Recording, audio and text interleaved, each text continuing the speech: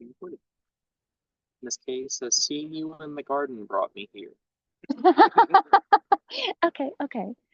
All right. Um, so what else brought you here? What can I do to help support your goals, your skill set? Tell me.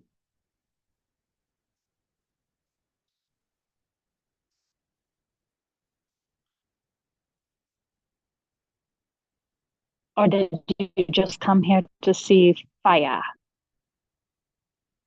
This is not a roasting pig video, okay? Calm down.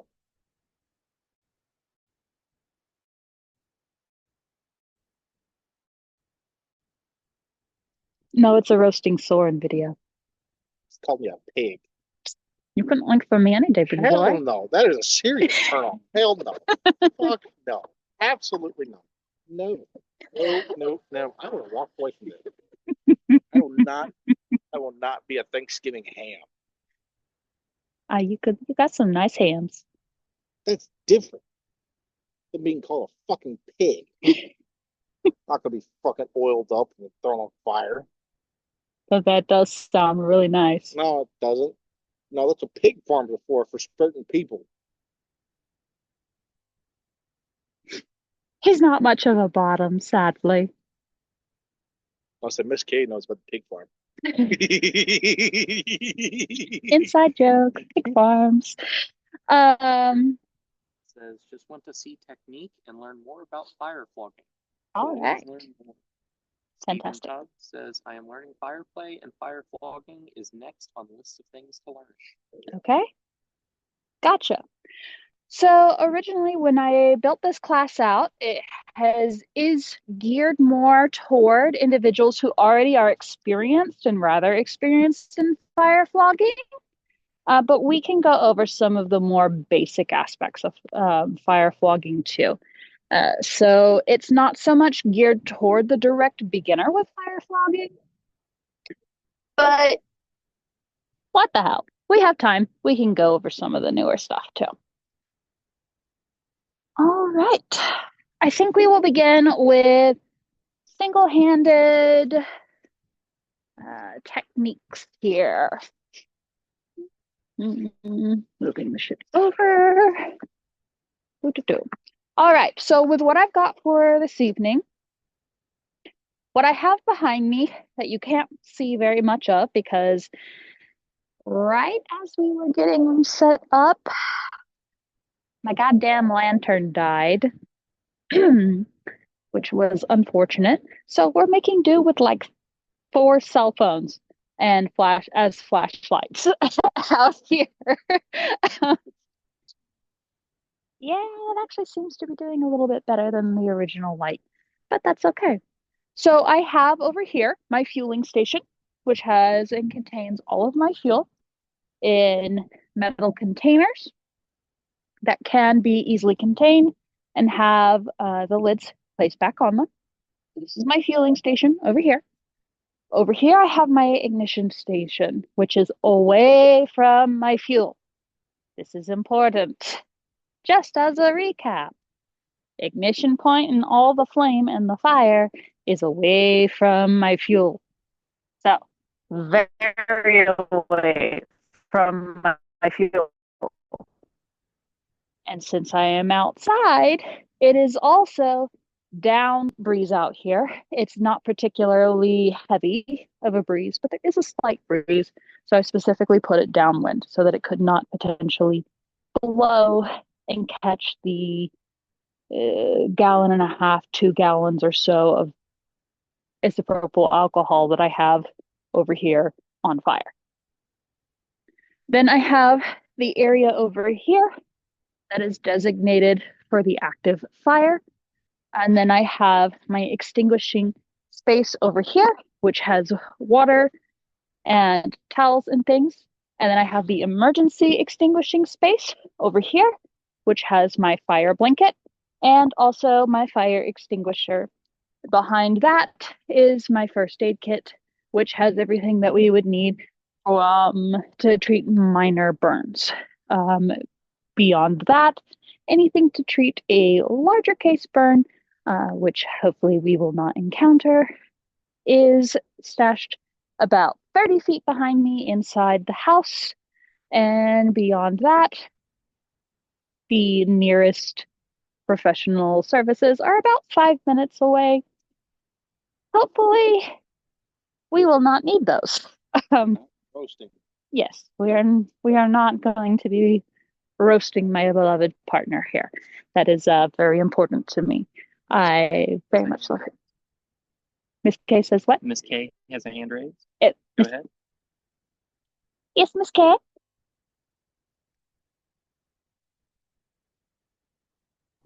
Oh God, sorry. I'm half asleep. I didn't mean to put my hand up now. I don't know how to put it down.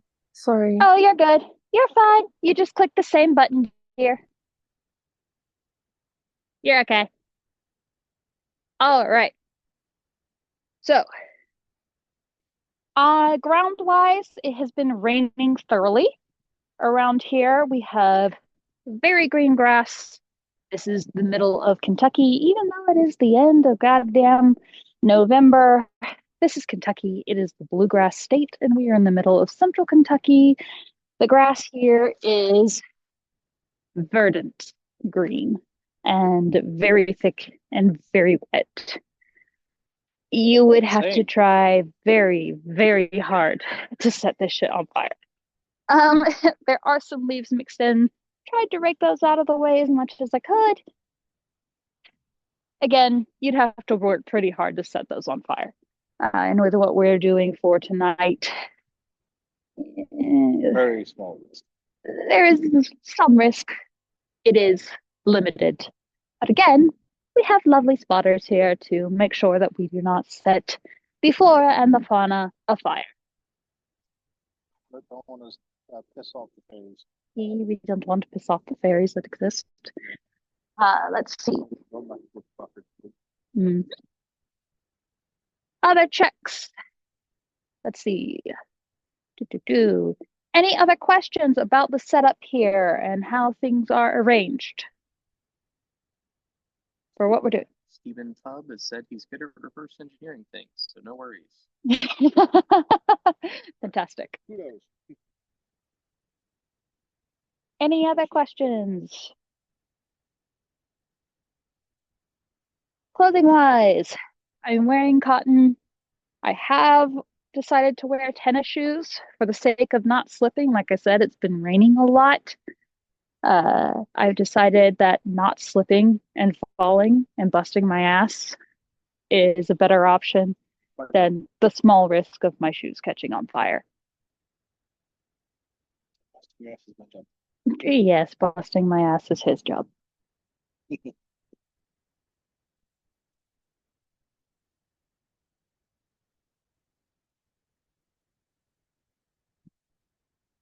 Nothing else? All right. So, outside flames. So I've got here, I have loaded this particular fire flogger. This fire flogger has came from, oh God, thekinkshop.com, actually. Yep, it was kinkshop.com, which has been one of my favorite places to buy them. There's lots of places you can buy them. That's just has been my favorite one. This one is made with a rotating clip here on the end, uh, kind of a nunchuck style uh, chain in the middle, and has, oh God, what's the Kevlar falls. So this has 1, 2, 3, 4, 5, 6 Kevlar falls, and that are looped. So it's 6 looped Kevlar falls. Let me get here. 6 looped Kevlar falls that are here.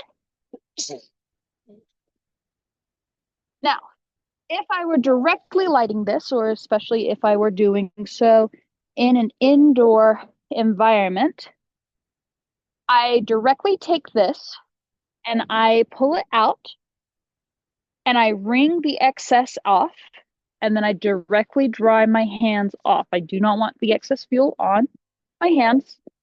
And I will take it and I'll put it inside a bag or something, and I'll tape the bag over, and then I spin it inside that bag. That's just a tip from other flow art spinners, so that we don't have excess fuel spinning around there.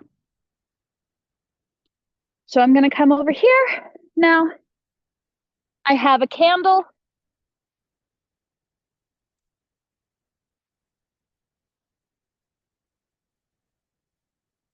Here we go.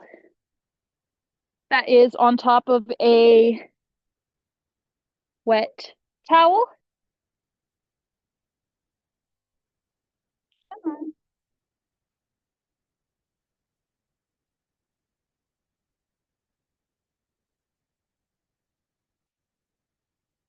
The wind. The wind is cool. There you go. Thank you. No, come on. It is cold and wet and a little miserable. All right. Yeah. There we go. And now we have just a single fire flogger. Pretty flames. So now what we do with this? We've seen the basic fire flogging technique. Spinning from this way, and you can cross your basic figure eight. Now, when we go for your basic figure eight patterns, same thing when you've seen in my earlier flogging classes. We want to engage the core. We're working from one foot in front of the other so that we can rock back and forth. And you'll note, one, this is Kevlar, so it does not soak up a lot of fuel. Two, what I just used here was 71% ISO, which I highly recommend, especially if you're doing things indoors. And is the most commonly used. It's commonly considered the most risk mitigated fuel to use for this, as it can produce flames that have less heat. Now you can balance that out with the 90% ISO that has, for instance, here, I will show you with that one in just a second.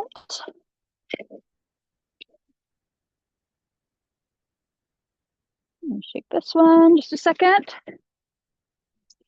Yeah. Can you try lighting the candle? This one is going to go up like a motherfucker. Thank you.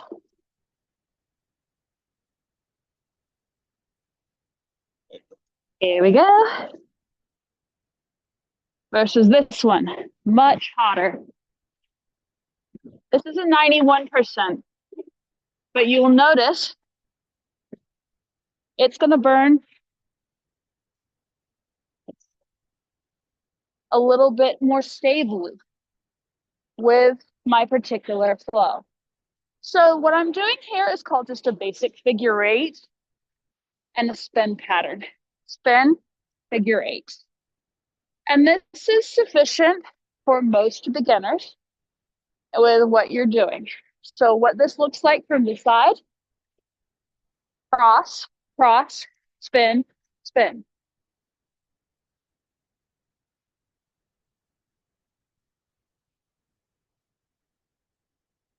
And I can come forward and back. Again, I'm engaging my core. I'm not really moving my elbow much.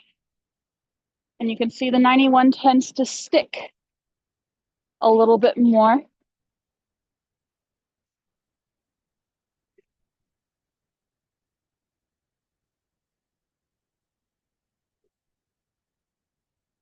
So that's just an earlier, here we go.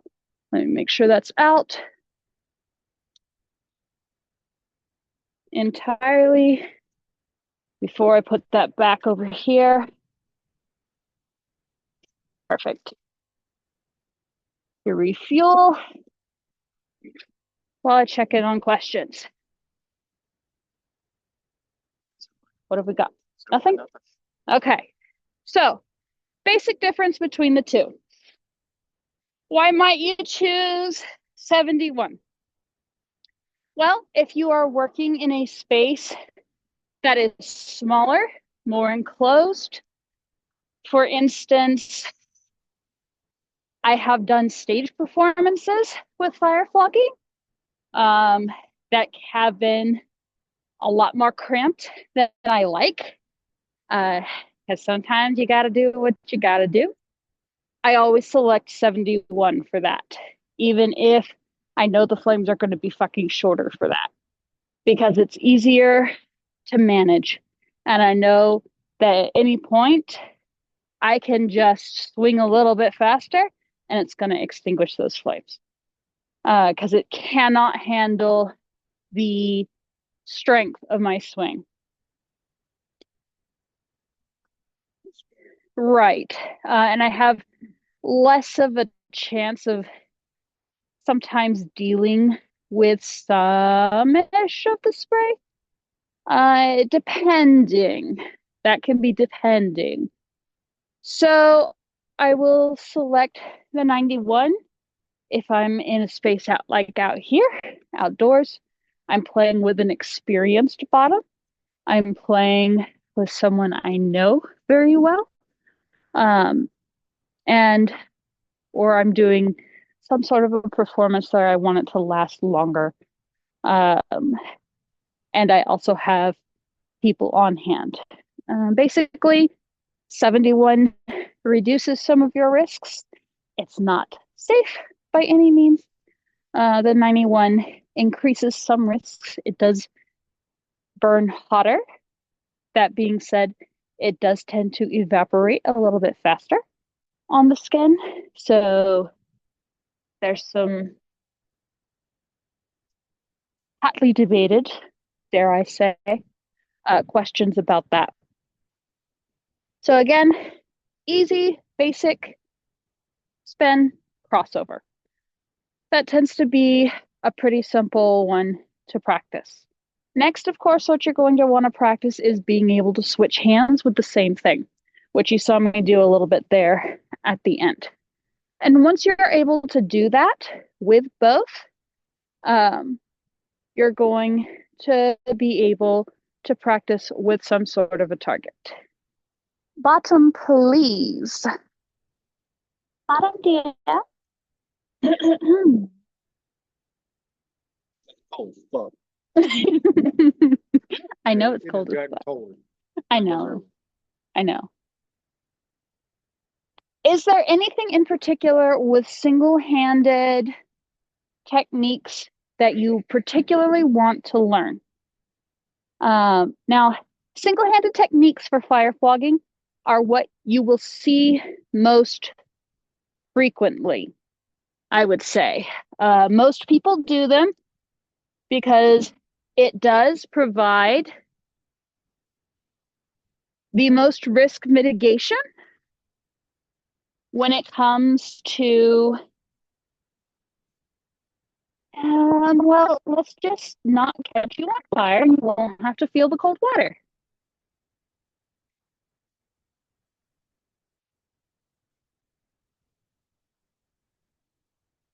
What are you complaining about? I'm the one that has to hold the thing.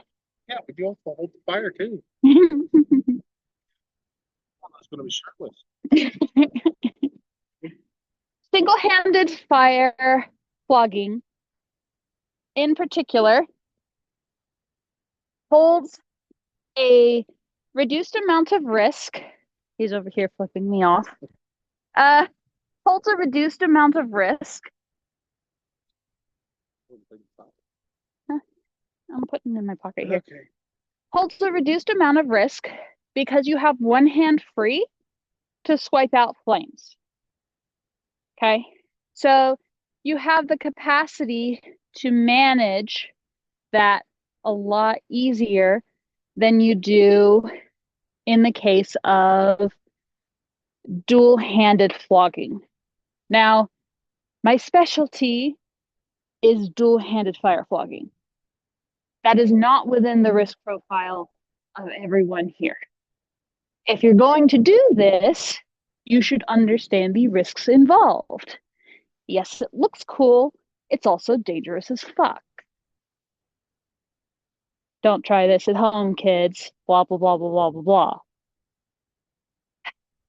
What I'm going to do here is I'm going to pull out just a single-handed. We're going to do 71% ISO, just as a nice little warm-up. And we're going to talk a little bit about how to approach getting this as a scene. Okay. Hi. I know it's fucking cold. I'm going to warm you up, though. I promise. Huh? It only does so much. Here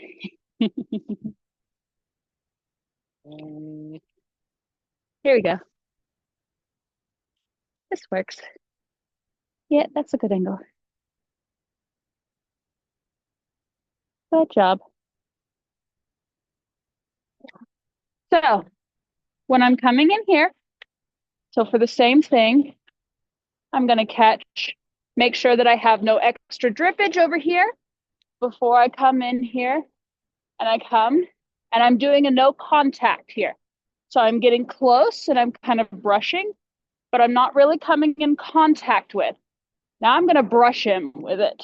Brush, brush, brush, brush, brush, swipe, brush, brush, brush.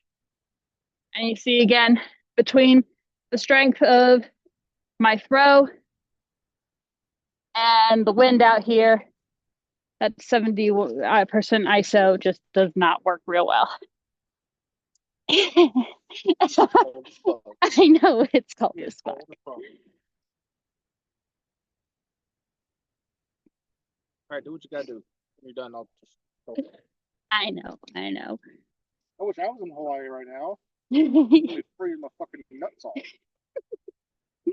You. What makes a good fire flogging scene for you? You fire flog bottom for me pretty frequently. Yeah. It's one of the main things that you actually do bottom for me for. Yeah, that's pretty nice. I mean, it's a lot different than just regular flogging, because with flogging, it's a sense of just dealing with pain. With fire flogging, it's more than that. It's not even really in regards to pain. It's the feeling of it. I'm also just, it's a primal thing. It's just like it's a primal connection. It's just like it's more than just looking for pain. It's looking for connection. It's looking for a sense of Attunement. yeah. Because in that way, it allows the focus to be centered on the movement of the flame, the heat, technique, the preparation.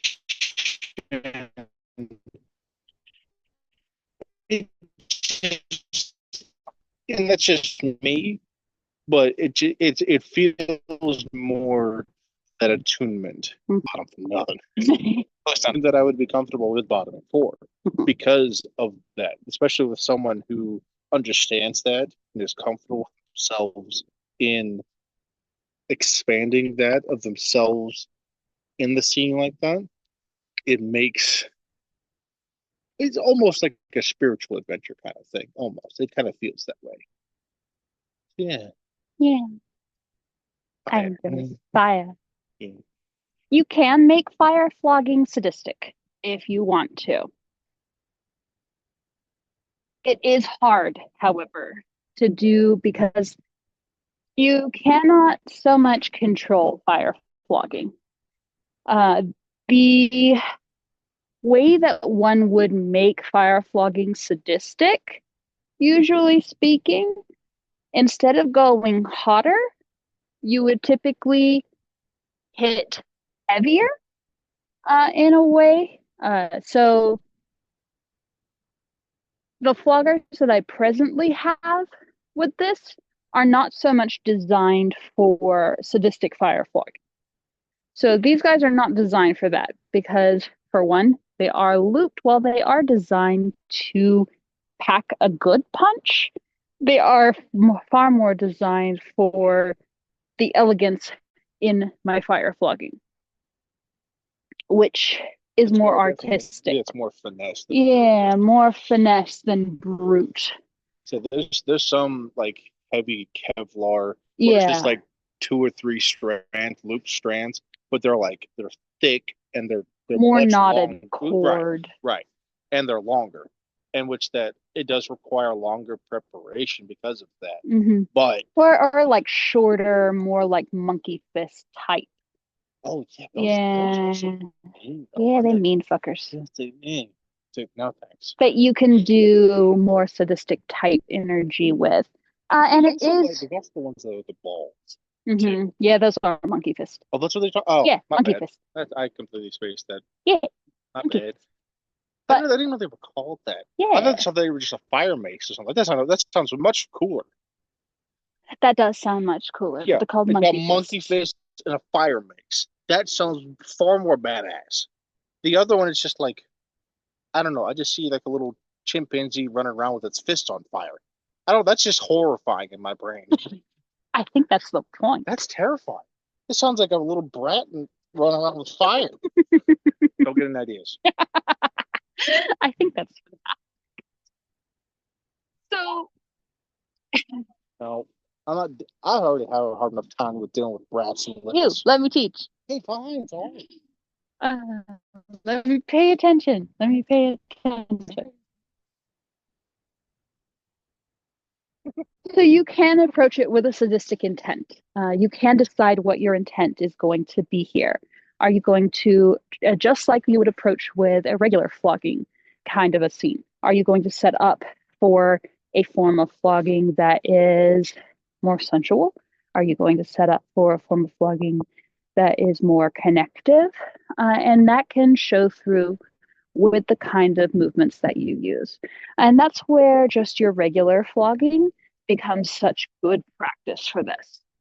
I think what I'm going to do now is I'm going to give you an example of just some of the techniques that I use for dual-handed flogging, just alone without a bottom.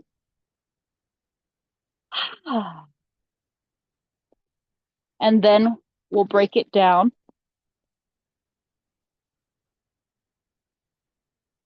and see what you guys are particularly interested in learning. Does that sound pretty good? So far, nothing, but Stephen Tubb would like to remind us it's 85 and sunny where he is today. Fuck you. Yeah. What was it, like 5 o'clock in the afternoon too?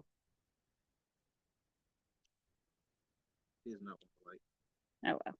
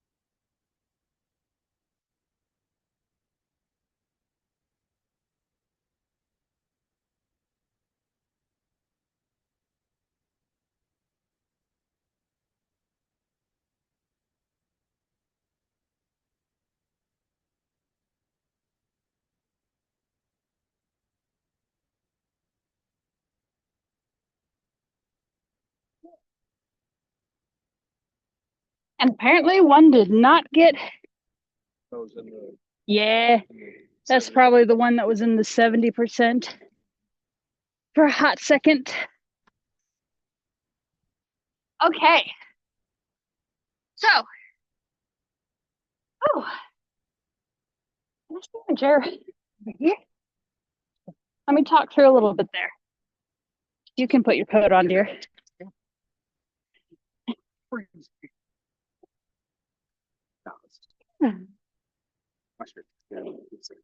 Useless. It's a pink. Right. So, other than the fact that I got a little disoriented there for a second, because I do have some balance issues. What did you see? What did you like? What did you think there?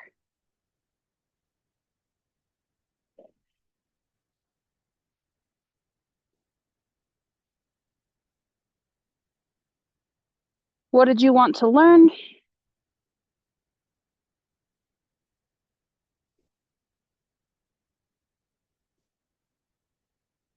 Dreadful Wolf likes the crossover move. Could you talk us through it? Okay, which crossover in particular? Switching directions or the Florentine?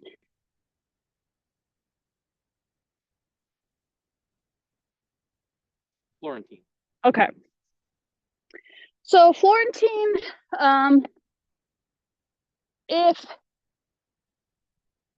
have you had the chance to go through my basic flogging class? Ah, thank you, dear.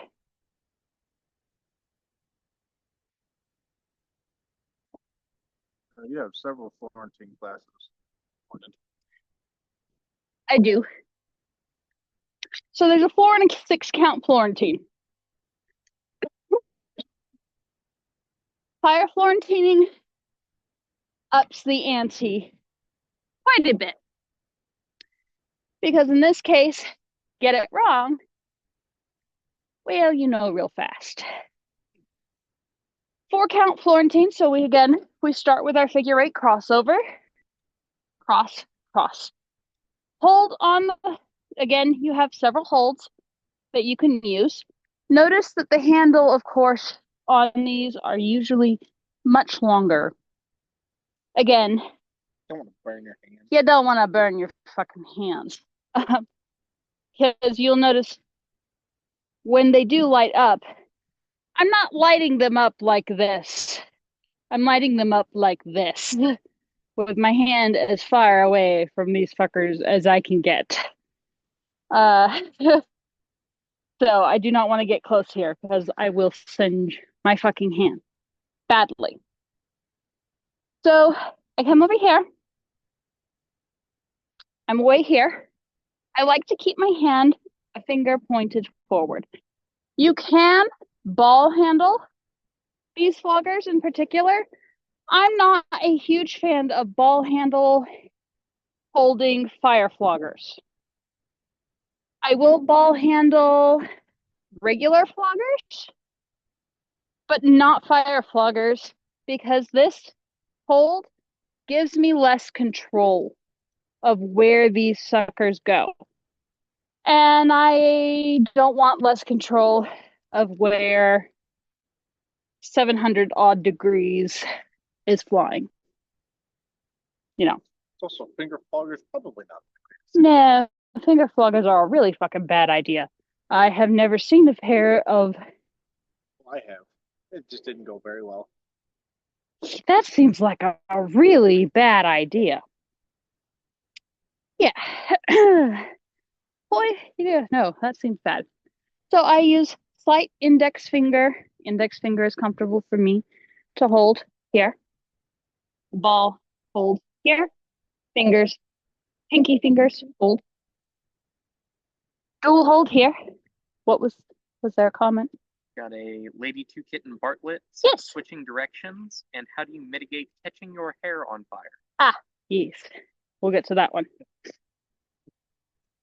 Very good question. So, coming here from this hold here, from crossing over, 4 count is cross, open, here, here. So right-handed is going to be like this. Here, here, here, here, here, here. And again, I won't cover this too terribly much because I have a full class that breaks it down. One of the biggest things you want to do is you do not want a static position. You do not want to have your feet together, and you do not want to have all of your movement coming from your shoulders and have that disjointed. That puts you at a very unstable position. One foot in front of the other, core engaged, shoulders kind of almost locked in. That way, your movement is coming from your core. You'll have more control over these if you do. You'll also be less likely to throw out a shoulder or an elbow or your wrist if you do, so that you have just a bit more stability altogether. You'll also be less likely to fall over. Now, granted, if you're staring directly into fucking lights and you're handling fire and you have balance issues, you're still gonna have a little bit of wonky wobbliness, but that's just life. So 6-count Florentine is going to switch. Now you can do either left hand or right hand 4-count. So a left hand 4-count is going to look like this. So it's going to go open, shut, shut, open, open, shut, shut, open, open, shut, shut. So open like this, basically. Let me go. And now I've messed myself up. So There you go. and here with your 4-count. Follow, follow, follow, follow, follow, follow, follow, follow for left-handed, and then right-handed 4-count Florentine. Now, I prefer a 6-count Florentine. Ew. Taylor's Danlos wrist. Thank you very much, bitch. Hold. Do you need the top to respect? It just, yeah, thank you. Ooh, warm. Those are more. Right. Just pop it. Thank you. Other one too. Right one bad. Yeah, you're right. It's bad. Thank you. I found the wrist braces. I'll need that later. Yeah. Sorry, Ehlers-Danlos joint maintenance. Thank you. Sometimes my joints just fall out of place and they need to be put back in. Nothing normal and abnormal. Carrying on. Sorry, people. This is my life. 6-count switches. So with a 6-count, hey, we're lucky I just don't have the wheelchair out here, all right? Robin is sitting out here staring at me like, the fuck are you talking about, Ember? God damn you. So 6-count is going to go and switch. So it's going to be 1, 2, and then it's going to turn. 2, and then it's going to switch. And then it's going to go this way. And then it's going to turn, follow, and then it's going to switch, and then follow. So 1, 2, 3, 4, 5, 6. 1, 2, 3, 4, 5, 6. 1, 2, 3, 4, 5, 6. 1, 2, 3, 4, 5, 6. And you can make that as large or as small as you would like it. So small turns. Now hurts my fucking wrist. Nah, really. Wrist. I know it's the cold, but yeah. That is basics of 4 and 6-count Florentine. Differences here to keep in mind. Your control has to be on fucking point once these bitches are lit. You can screw up with these things when they're not lit all day long. You can brush and swipe your hair with them. You can brush and hit your leg with them. You can do everything you fucking want. And they will be fine. Actually, I think I threw my back out here. Now my hand is numb.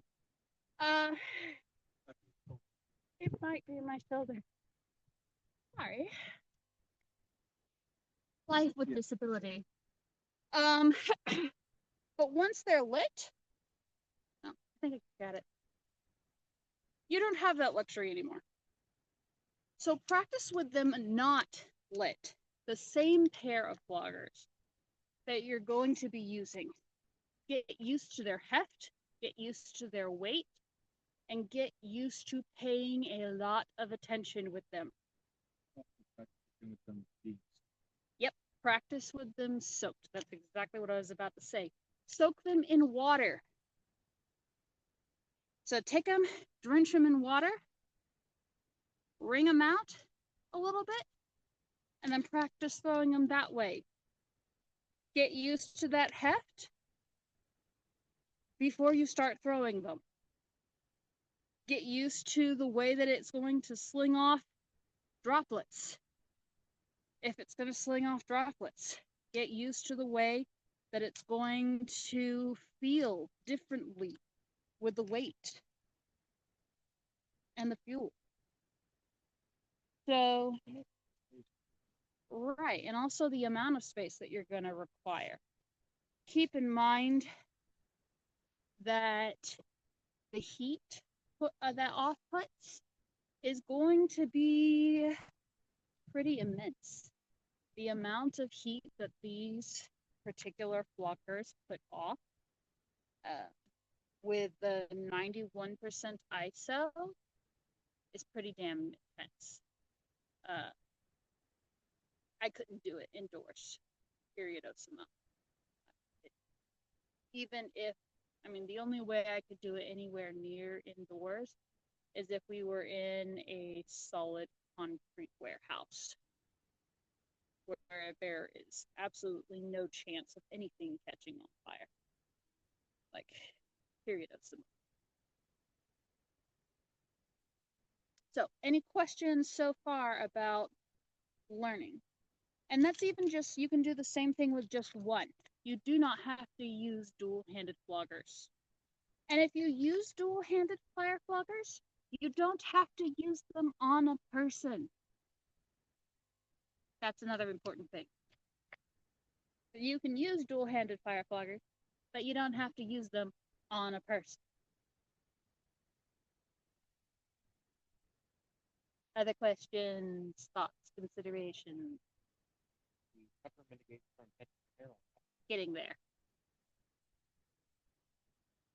Oh, the fuck just went on. I just got a like click thing on my headphones.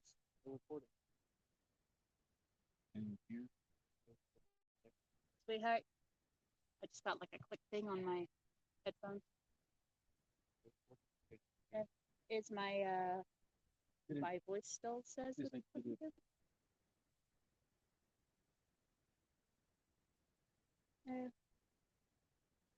Does it still say that I am speaking?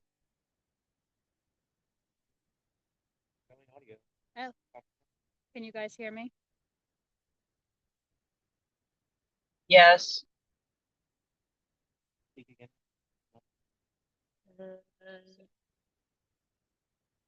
Did I disappear? Did my audio is disappearing? Oh, am I here? Now you are. Okay. You might have Can anyone in the chat hear me? already. Lady, get Mark, but you're fine. Okay. Go F, the Tiger get used to spinning fire without a target. Get down. Yes, very much so. Then Leah Bennett asked the flogger to require any sort of cleaning. Okay. So, yes.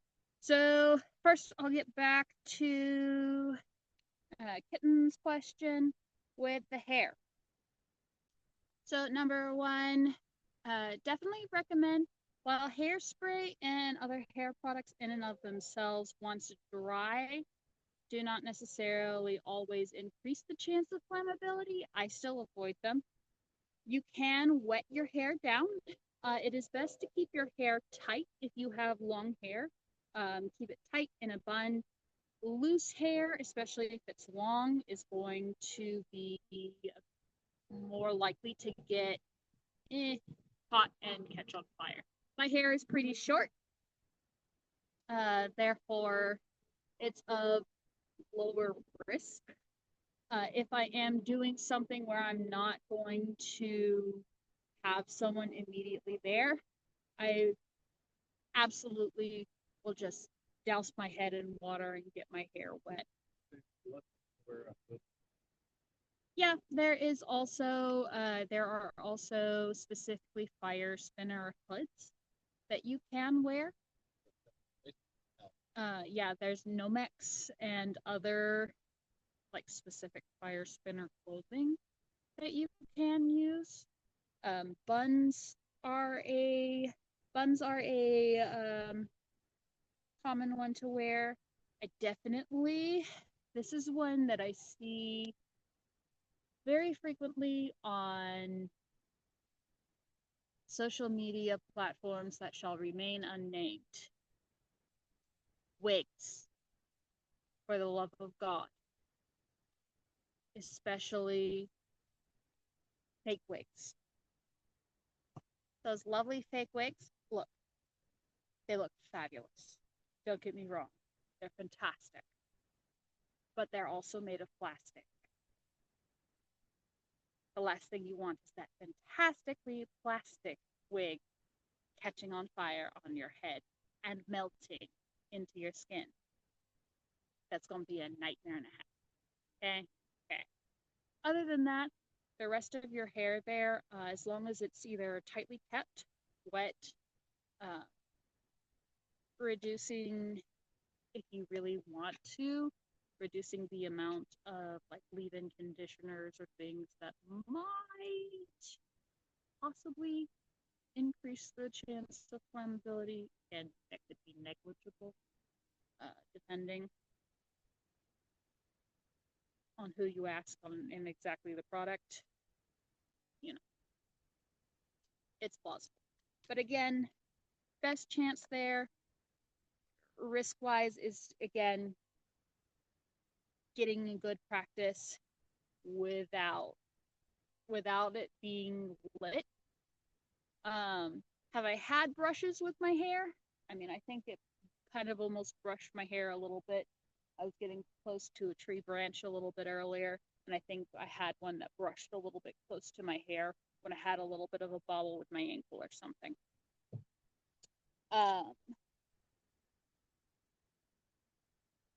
So most of the time, because there has to be a certain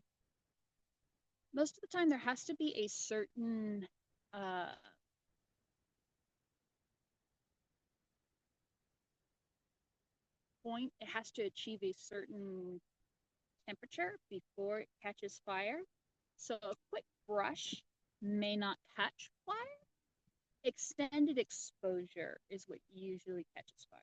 Now, I'm not saying you should go and expose your hair to open flame. Absolutely fucking not. Please don't do that. But there is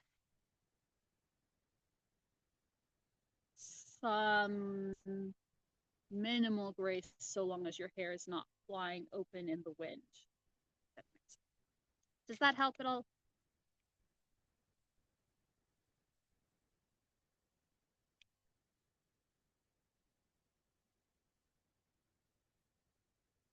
Gotten an exactly when talking about fake wigs. Oh yeah, yeah. We the fake wigs. The fake wigs are not great for fire. Terrifying. It terrifies the mortal shit out of me. But there are many things that terrify the mortal shit out of me, honestly. So that is not necessarily always a great way to gauge shit. Let's see. The next question. Yes. So I am pretty good about. I clean my floggers. So these. Oh, is that one plugged in? Has that one been plugged in? Yeah. Oh, has that one been plugged in lately? No. No. What? I've been practicing some sorcery. Don't worry about it. The fuck? I don't think y'all pushed the button hard enough. Oh, now it's down. Why? How did it do that? I don't even want to know. Never mind. Carrying on. What? So these I wash with a gentle soap and water, and then I also just disinfect with alcohol. They're also really alcohol separately. But yes, and some are made from cotton. You will also see ones that are made from cotton. Not all of them are made from Kevlar. It check specifically with the individuals who built your floggers if you are purchasing to see if they have any specific directions for your floggers. But I just used on dishwashing soap on these. I like it. It's gentle. I don't necessarily need to clean these super terribly often. They also admittedly don't get used super terribly often in comparison to some of many of the other toys in my space. Because obviously I can't use these inside my own in a house. And we don't have a public dungeon space that can handle these bad boys. We don't have a public dungeon space, actually. Much less one that can handle fire. So we have a clear bar that occasionally allows a little bit of thing.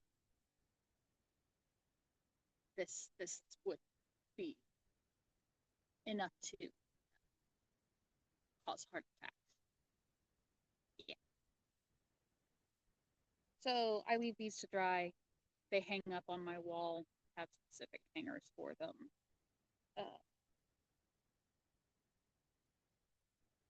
They don't touch broken skin. I inspect skin ahead of time.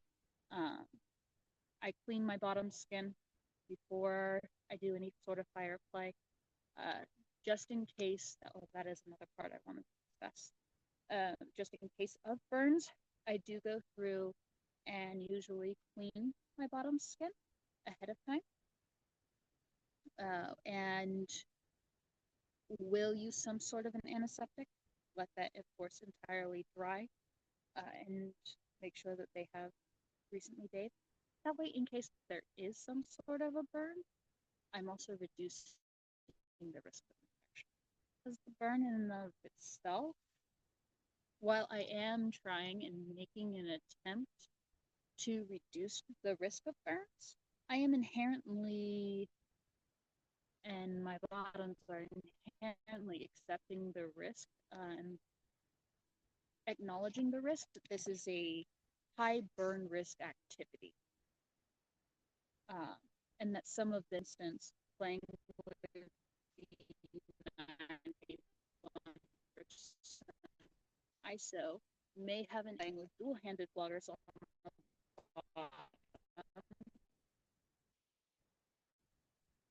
has an increased risk of handed floggers. I do have a spotter nearby to, of course, in case the skin does stick and ignite, someone to actually go through, wipe that down, make sure that does not stick to the bottom skin. But, you know, you can only do so much. There is a minimal level of risk that if you're going to engage in a certain activity, that must be the risk that you are prepared to accept, or else you just don't do that activity. It's outside of your risk profile. So to help reduce that risk of infection, I do go through, inspect the skin, inspect for any potential areas that I think are broken, or that could pose a higher risk for infection. That does also carry over from my sharks training, which is one of the primary areas that I play in. And of course, use antiseptic, something like 71% ISO. And of course, that will dry. And I do that significantly ahead of time before doing fire so that it doesn't cause any ignition risk. So that if there is a burn, there is a reduced risk of bacterial and pathogen load on the skin, with also minimal damage to the skin's natural microbiome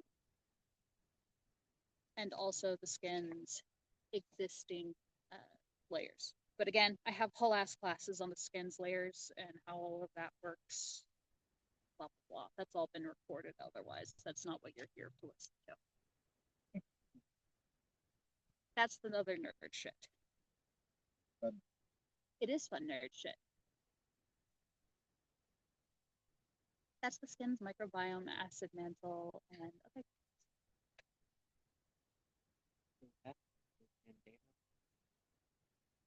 Yep, the bandanas can work as well, especially if you dunk them in water. It's just too fucking cold out here for that shit.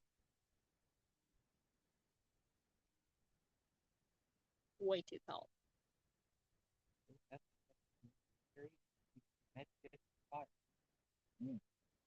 Excellent question. I carry a massive ass med kit. You are asking the wrong fucking person. Because I never carry just a med kit for fire. My med kit is always for everything. So my med kit includes everything that you would need to treat shock. So I have everything that one basically for first, again, do I have burns? I think I have a class for burns. Did I have a class for burns? I might. It's easy to assume that I do. It's easy to assume that I have a class for burns. If you don't, I don't know. I don't know if I ever got around to it. For Rain of Fire. I know I talked about it, but I can't remember if I actually recorded it. Oh, thank you, my love. Burn wise. So if it is a minor burn, so we're assessing burns. So first we triage. So if a burn does occur, we are triaging the burn. First, number one, we are not panicking. Burn has occurred. We are communicating the burn. One, ahead of time, we have communicated the risk of burns. We understand the risk of burns. We have planned what we're going to do in the case that a burn does occur. And who notices the burn? If I notice the burn, if my bottom notices the burn, if the spotter notices the burn, who's going to do? Everybody knows what their role is, how we're going to respond. Okay? So, no one panics. Number one rule. Two, we move into triage mode. We're going to take a look. One, we're going to make sure that there's no more fucking fire. We're going to make sure that the fire is out.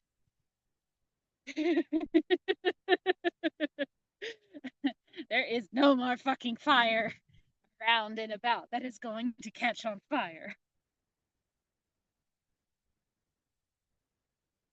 Now we're going to check in on the wound. Lay the bottom down or the top, because the burn could be also on the top or on a bystander as well. So the person who has been burned, we're going to lay them down. Check it out. Is this a first, second, or third degree burn? Now, based on that, it's going, am I getting too far into this? Probably. That's good. You can, well, fire.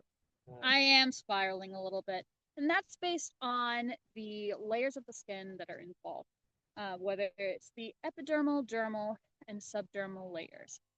So it goes into. I have not had my ADHD meds today because it was too late for me to fucking take them. So we have partial thickness and then full thickness burns based on how many of those layers are involved. First, second, third degree. First degree burns are going to basically look a little bit like a sunburn, a little bit more red. They're going to be ouch. Okay, we can take those, we can rinse it under some cold water, maybe some cool ice. It's going to be pretty cool and like, all right, I keep some cool compresses in my bag for that. It's not too terribly bad. I also keep like some aloe vera gel and also just some like burn ointment for those. Nothing too terribly serious. No skin is really broken. Second degree burn is going to actually start to like blister and look a little bit more nasty, shall we say. Well, yes, I also do have a little bit of a small lidocaine spray. Now, for those, I do immediately, if it's second degree, I have not experienced the second degree burn with my fire play because I'm very cautious with those. With the exception of one time with one wax play, one high risk wax play with one small burn that ended in a small blister. But that's otherwise that has not occurred. But in those cases, I do keep saline for washing the wound. I also do keep sterile gauzes to dress the wound. And in that case, afterwards, after the wound has been cleaned and dressed, I would immediately seek medical care from that point. Same thing for third degree or above.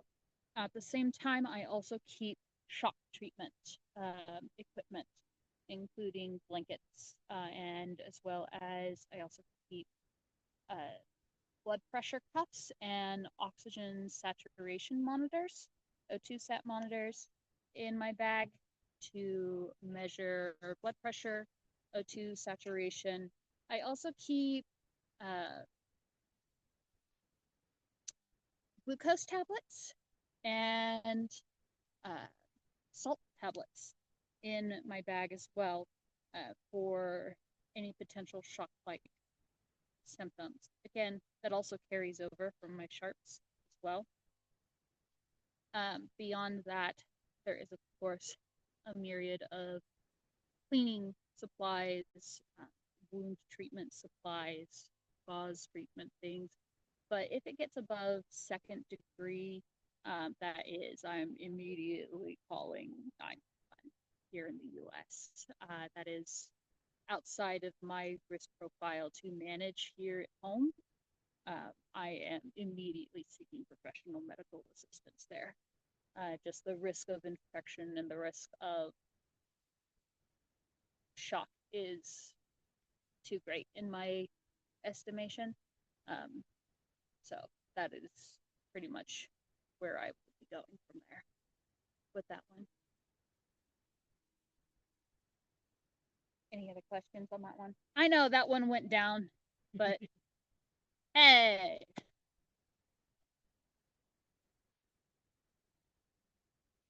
All right. Sorry.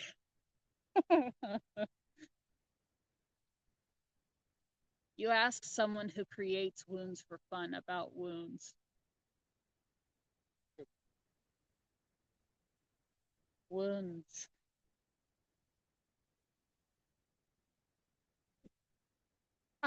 Directional turn. I think my back is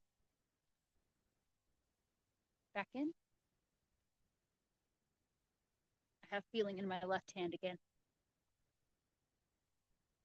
Yep. So I can execute that spin turn. Yes. Okay.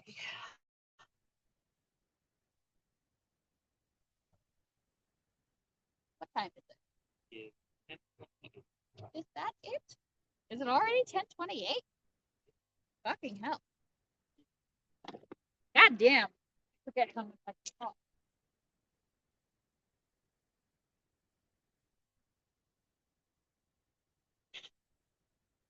Shut up.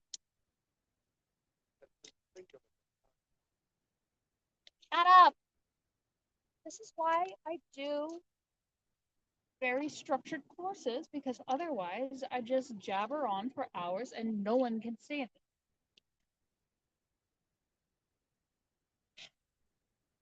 Very few nerds love it, okay? All right. So for the direction spin. So I'm going to come here, and usually you will see me swing before I prep. You will not see me just start spinning, because I always am going to wave here. As someone mentioned earlier, do not start fire flogging, hitting things with skin, please. Again, this is not intended to be a beginning fire flogging class. So it is assumed that you have already been fire flogging living creatures. And by living creatures, I mean consenting humans. Please don't fire flog anything else. You never know, okay? The other day, I saw a photo of someone who had jokingly tied their dog in a shibari suspension. And I know they were trying to be cute, but no, Brett, no, this is not what we do. It was bad. So, what I'm going to be doing here, this is going to depend a lot on my footwork. So, I'm going to come in and I'm going to work on my 6 point here. So, what I'm going to go here is going to depend a lot on my crossover here. So I'm going to come in here. I'm going to go for my 6 point. So I'm going to go 1, 2, 3, 4, 5, 6. And then I'm going to go here for that. And I'm going to twist 1, 2, crossing over 3, 4, 5, 6. 1, 2, 3, 4, 5, 6. And then I'm going to shift back. 5, 6. 1, 2, 3, 4, 5, 6. 4, 5, 6.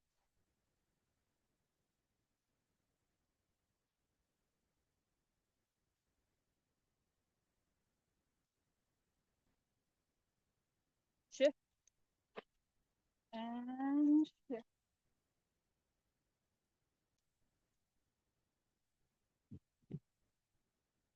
And shift. Woo. And dizziness and staring in the bright lights. So it depends heavily on your footwork and your core and being able to balance them.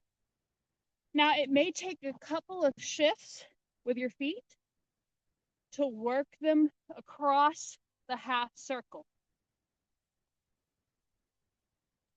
But basically, you want to be able to keep your pattern going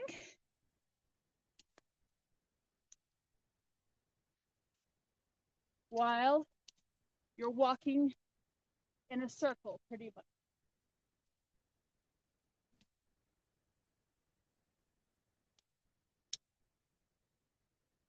And it depends on your ability to shift, shift, shift, shift your weight back and forth, and to keep that center of gravity engaged. Now, you're going to get a little off and a little dizzy. Hopefully not as bad as I do. Like I mentioned, I have terrible balance issues. I think we've all learned that Ember has some really fucked up health issues tonight. It is what it is, people, you know?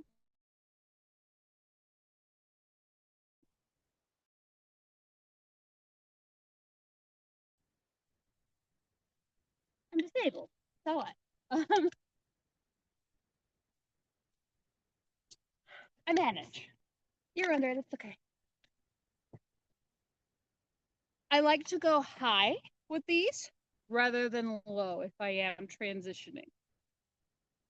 It helps me keep them up. Now, if I need to, and I need to let go of them, this is why, again, if you're practicing and you don't have a bottom, you can fling them away and let go. Hopefully, you have cleared enough of a space where if you fling them and let them go, it is not going to harm anything. And it is going to land in a space where it is not going to harm anything or set anything else aflame.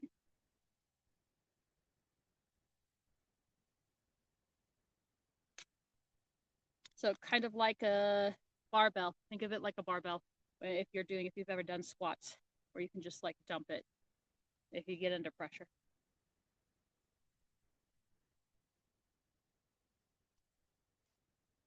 Who asked that he appreciated the thoroughness of burn treatment talk and burn fire. Yes. And they do happen. They do happen, for sure. Second, third degree treatment, shock is your biggest thing. Third degree, I recommend seeking emergency medical treatment right away. The thing that you do not want to do there is ice it. That can actually trap the heat inside and make it worse. Or at least so I have been informed by medical personnel. And you do not want to put anything on it that could potentially introduce something into that wound. Now that becomes an open wound. All right. Infection, once we get to a third degree burn, infection is your biggest killer. So the infection aspect and shock are now your biggest problems. So once we've treated the shock, our next biggest issue is going to be the infection aspect. So we have to keep the wound as sterile as we can. And then from there, it really is up to the professionals to treat it. What they're going to decide to do with that. Keeping the wound covered as best we can with sterile gauze, sterile nonstick pads. I really love nonstick pads, especially for burns and the like. Those are great. Gauze can get really sticky, and that's just never great to take out of any kind of a wound. And I'm a fucking sadist, and that just, oh God. Ugh. There are good kinds of pain, and that is not a good kind of pain. All right. Yeah. So yeah. But yes, if you are, there are. God, I know I have a 1,000,000,001 burn treatment resources somewhere. If you'll message me, I know I have more that are available because that was like real basic shit. I know I have more that I can send you.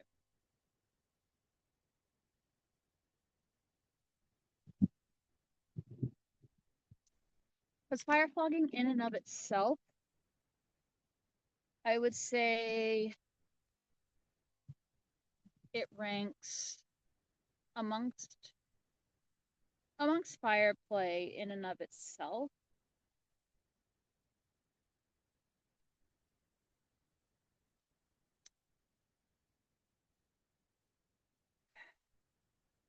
In my experience, it actually probably ranks amongst the highest for causes of burns. Do I think it has to be that way? Not necessarily. Do I think it inherently has aspects of it that lend itself to higher burn risk? Absolutely. For sure. But yeah. I'll step off my soapbox now. Kind of. I guess all of this is really just my soapbox. Let's be real. I know. I'm just getting off one soapbox and onto another. Hopefully it's not too miserable of a soapbox for you all tonight.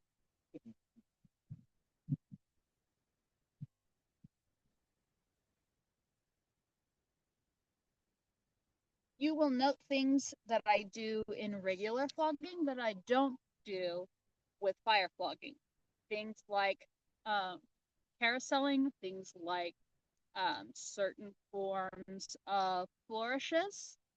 So you'll note sometimes I will do an overhead flourish with these. I did not do one tonight because my fucking wrists are in real bad shape with this cold, and yeah, you're gonna see a flogger fly out of my hand real fast. Isn't that so wow? these bitches are not cooperating.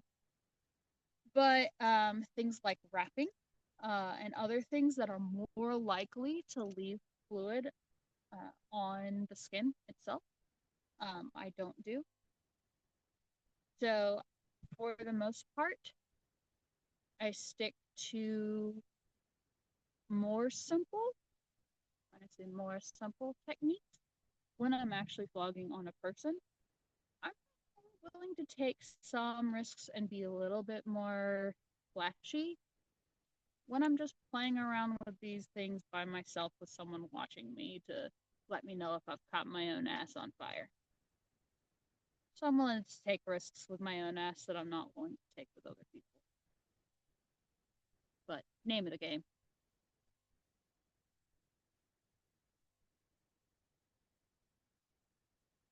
Anything else you all want to know, see, or ask?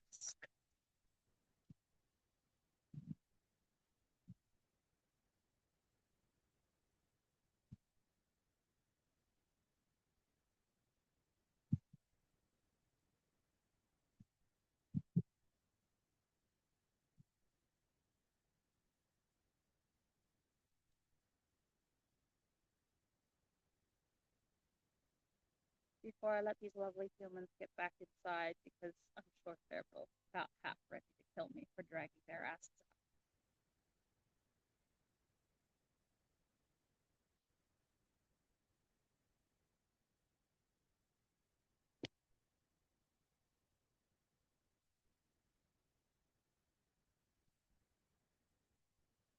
Joe F. Besides the King Shop, do you recommend any other flogger makers? So fire flogger makers, I know there is Miss T West, who makes fire floggers that have specifically like little fuel pockets in the end. Uh, I have not utilized those because they would not work very well with my style of fire flogging because I have a very heavy hit. I am a very aggressive thrower. If you will look at the difference between me and her style, she's a rather gentle throw, very consistent, gentle throw. I am very chaotic and aggressive when I'm throwing. It's very much while there is finesse in the way that I'm throwing, once you actually get hit by one of my floggers, you fucking know that you've been hit by one of my floggers. So the impact with that would not work super well. But if you do have a lighter throw, one of those may work well for you. And the fuel pockets may work super well for you. I would just splatter those fuel pockets everywhere, and it could be a disaster. Now, you will also see another thing. People will use white gas for fire flogging, especially non-contact fire flogging.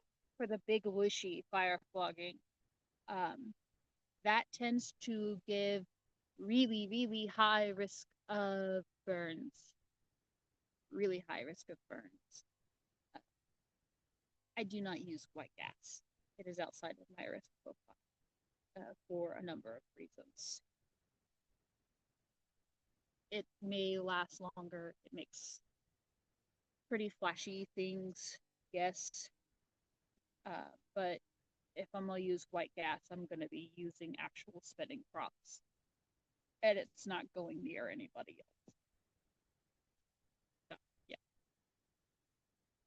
But with these, and if it has anything to where it might go near another human being's skin, and no, I'm ISO all the way, and it's going to be either the 70 or the 91%. Let's see. So Mistress T West, I really like, have liked the build of hers. Let's see. There was another build on Etsy. God, if I can remember. I don't know if they're still up. I can't remember the name.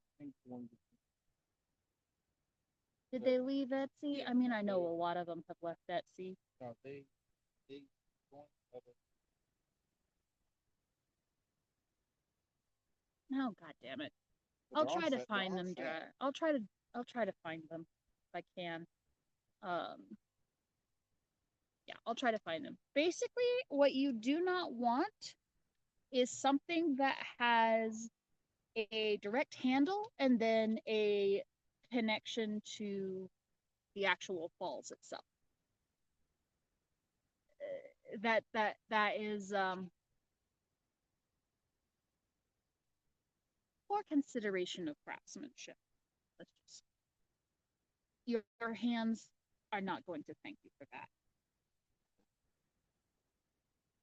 It does not have to be a chain necessarily, but there does need to be some sort of disconnect or some sort of barrier between your hand and the falls.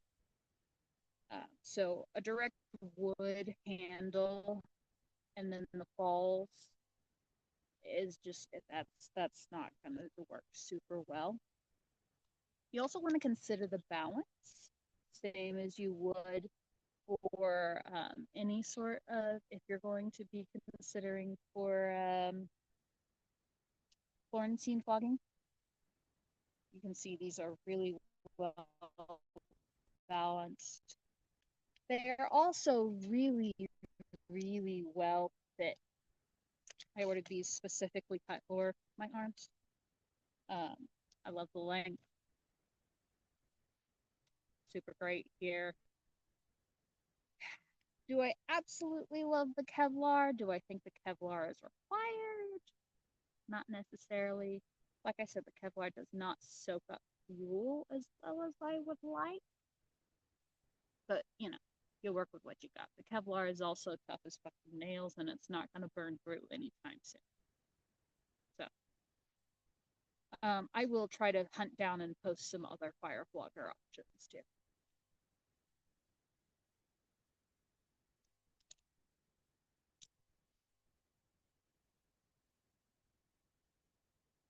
And I think these were also, the people at the Kink shop are really nice to deal with, actually. For one, I bought this pair specifically for a performance that I had to do, and the first set arrived, the package arrived sans floggers. Um, the floggers, the package had ripped and the floggers had fallen out. The package got delivered anyways, and they ended up getting the new set to me in 24 hours or so, I think. Yeah. Yeah, I think these are like 80, 90 bucks a piece. So I absolutely love them. They, I think I have like, what, 8 of their pieces? Something like that. Something like that. They won my business that day. Because they absolutely bent over backwards. Because I needed these and I needed them fast. So yeah, there's lots of options. Other questions before I let you go and let you go to bed in peace?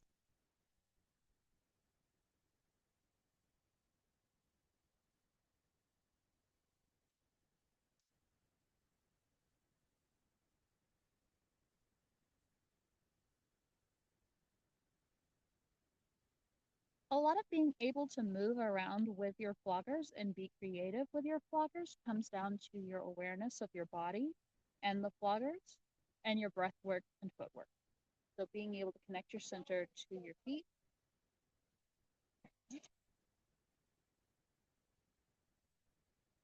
So being able to connect your center to your feet and being able to connect your hands to your center and the flogger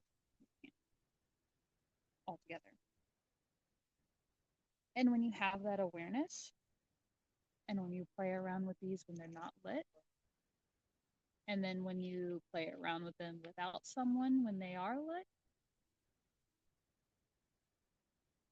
the more comfortable you get with it while still respecting the flame, you get a little bit more comfortable with what you can do while still figuring out what you can ask of the fire. You figure out the boundaries of what the fire will let you do, if that makes sense.